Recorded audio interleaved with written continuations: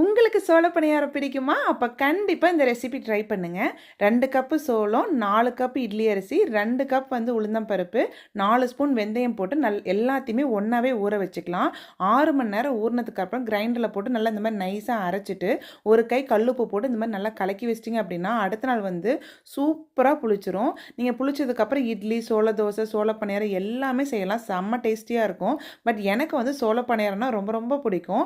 சோள பணியாரத்துக்கு பார்த்தீங்கன்னா, ஒரு கை பெரிய வெங்காயம், ஒரு கை கொத்தமல்லி தழை, அதுக்கப்புறம் வரமிளகாய், கருவேப்பிலை, உளுந்தம்பருப்பு, கடுகு, பெருங்காயம்லாம் தாளிச்சு கொட்டி, இந்த மாதிரி மாவுல நல்லா கலந்துட்டு, பணியாரக்கல் நல்லா சூடானதுக்கப்புறம் இந்த மாதிரி மாவு ஊற்றி எடுத்துக்கலாம்.